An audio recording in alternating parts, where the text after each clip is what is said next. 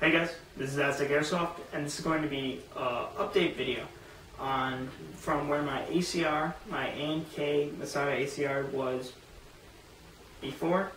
I did a review on it a while back, and I'm going to kind of show you where it is now at the final product. I may add one or two things to it, but really it's a finished product. So, without further delay, this is my ACR. I turned it to a DMR because I've always liked that longer range, very accurate shots kind of style of play.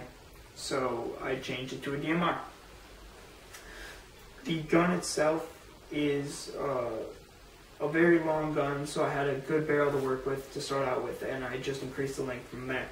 So I'm going to start with the externals and then move into the internals. First thing is that I've changed was the magazines. They are Magpul, yes, Magpul 75 round mid caps, and mid caps are great because they don't make any noise and they feed to the last BB. Usually, I mean, you still get those 3 or 4 that drop out because of the way AUGs work, but they feed flawlessly. There's no winding, so all the BBs you shoot except for like those 3 or 4 will go straight into your gun, and I've had no problems with these. I got a box set of 5, and as you can see the other 4 here, they feed flawlessly and they look great. So I've had no complaints with them so far. Moving up is my flashlight. I got it off of eBay. It's their tactical flashlight. This is the 6X or the X6. I'm not sure which one. I had the pressure switch for it, but it didn't really work that well. It dimmed the brightness compared to the brightness it has now, as you can see. Extremely bright. So that's always a great thing. I use that more for night games rather than I never play CQB with this because it fires way too hot. And then the only really external thing, before I move on to that part, is the rails that I put on.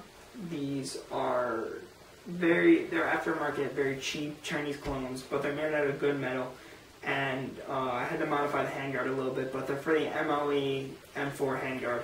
And I made them work for mine, so now I have rails, which was pretty cool. And then the last external piece that I put on this gun was the suppressor. Or it's not really a suppressor, it's an extended barrel. And it is to hide my inner barrel because it stretches out to about here, somewhere around there, because I wanted that DMR reach. So it is Special Forces. It's matte black, and then it's got a little thing that says Special Force Equipment, part number, and then it lists all the specific part. So I thought a lot of detail on that was pretty cool to add to my gun. So moving on to the internals, the first thing I changed was the battery. I moved from the 8.4 to a 7.4, 8.6 to a 7.4 Lipo. The 8.4 is a nickel hydrate, kind of the classic starter battery that all guns usually come with.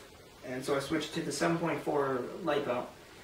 It was a 10G, which I'm not too fond of, but I also have some XRC batteries, which are great. Much constant energy, so you get a more constant velocity and you get a more constant shot. And instead of those last couple shots kind of like weighing on the motor and then you have like the piston cranked halfway, this will automatically stop if it doesn't have enough energy. So it's constant all the way through its life. Moving on to the inner barrel, it is a 6.01 Angel Custom, which I like a lot. It's 590 or 550 millimeters, so it's a very long inner barrel, and it gives me the high velocity that I need to kind of compete with other snipers and reach out to players that can't reach me yet. So that's always nice. And then moving kind of down the gun, I put a red Madbull hop-up bucket. I got 2 of them. I think they were the soft ones, but I'm not 100% sure. And these really helped me out. It gave a nice, more accurate shot. The soft ones are known to rip more often, but for their lifespan, which mine hasn't ripped so far, they perform a little bit better. So I decided to go with that and have to replace them from time to time. The next thing was the hop up, and I switched out the plastic one for the upgraded metal one. It doesn't really do that much, but it's much more reliable, and it keeps your hop up where it should be. So once you get it zeroed in, it'll stay there, and it's just a little bit better.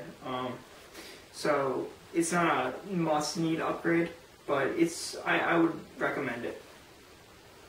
The final thing I've done to this gun internally was the gearbox. It was a Matrix 8mm bushing gearbox, which has worked out great for me so far. It was already pre-front wired, and it was an M130 spring, which I needed for the DMR kind of style of gun, which it actually turned out really well. The only modification I had to do for that was remove the ambidextrous selector switch, which I can put back in.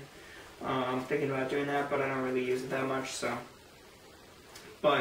And then changing the air nozzle, because this uses an SR25, and they actually had a metal one that came with the hop-up unit, the metal hop-up unit. So that was convenient for me, and it worked pretty well. So besides that, I haven't changed anything. The motor is stock, and that's really the only stock thing in this gun left is the motor. And I'm not going to change it right now. It's working fine for me. I usually have to do a little fine-tuning adjustments, but besides that, it's an overall great gun. The only thing that I haven't really done is put an optic. I had one on there for a while, and I may put one back on there, but I don't really use them that much. I'm more of a kind of see where the BB goes and adjust therefore. So that works for me, but I may put an optic on. We'll see. But really, that has come to finish the upgraded ACR, and I'm going to move on to my new project in the near future once I get some more money. So I hope you guys enjoyed the video. Maybe if you own A&K Masada ACR, you will maybe install some of these upgrades or get an idea to install some of your own unique upgrades. But once again, this has been Aztec Airsoft, and have a good day.